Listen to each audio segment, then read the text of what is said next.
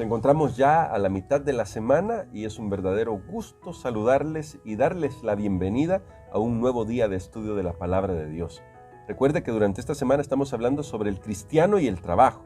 Y el tema general en base al cual o que da contexto a este tema de esta semana es la educación, un tema que estamos estudiando durante todo este trimestre.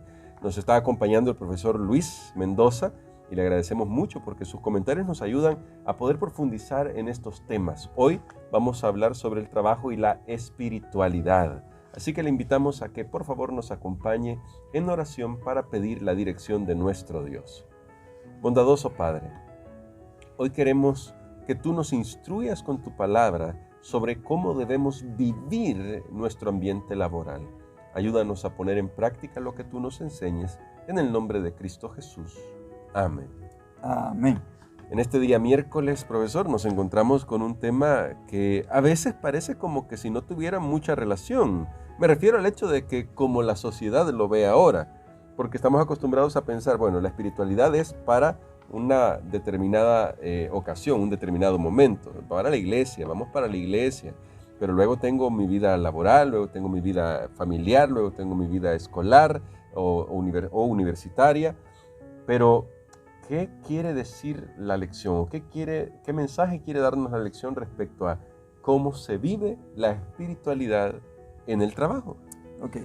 Muchas gracias, hermano Gerson. En realidad, nosotros no podemos ver la espiritualidad como algo separado de nuestra vida cotidiana. Es decir, no podemos limitarnos a ser espirituales el sábado, o el domingo por la noche, o el miércoles por la noche, y reducir nuestra espiritualidad a esos días y a esos momentos. Sino que la espiritualidad debe permear toda nuestra vida. Muy bien. ¿Verdad? Toda nuestra vida. Ahora, quizás un punto importante, hermano Gerson, es ¿qué entendemos nosotros por espiritualidad? Sí, es una gran pregunta, ¿no? Sí.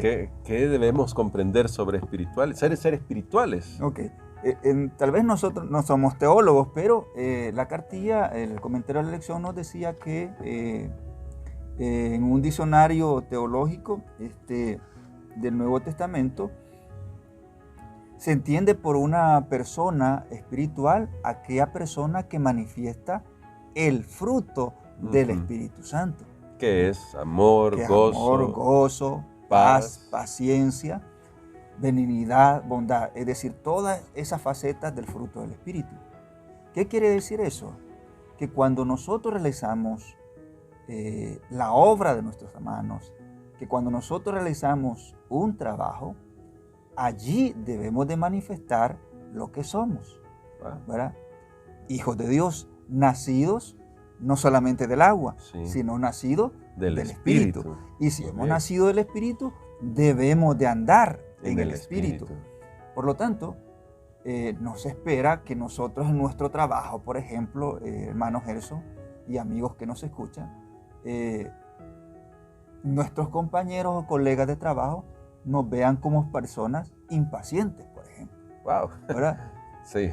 Porque imagínense, no estamos revelando el fruto del Espíritu, ¿verdad? Qué tremendo, ¿no? Si nos ven impacientes y luego nos ven iracundos, no estaríamos reflejándolo. Exactamente, nos ven como un profesor severo que no manifiesta un espíritu de amor, ¿verdad?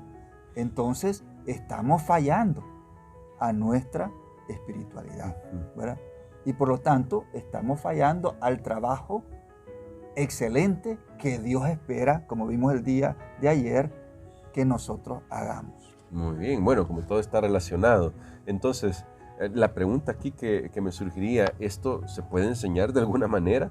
Es decir, tal vez la espiritualidad es una experiencia personal que va desarrollándose de manera individual. Cada uno tiene que tener su propia experiencia, pero se pueden enseñar los principios que nos ayuden a poner en práctica en la vida diaria, en el trabajo, en toda situación, o el fruto del Espíritu. Sí, recuerde que esta es una obra sobrenatural, es una obra que la produce el Espíritu Santo en nosotros. Obviamente, nosotros nuevamente como personas, como padres, como líderes y como maestros, nosotros ejercemos influencia sobre todos los que nos rodean, ¿ya? Y por lo tanto, ellos esperan ver en nosotros esa espiritualidad, ¿ya?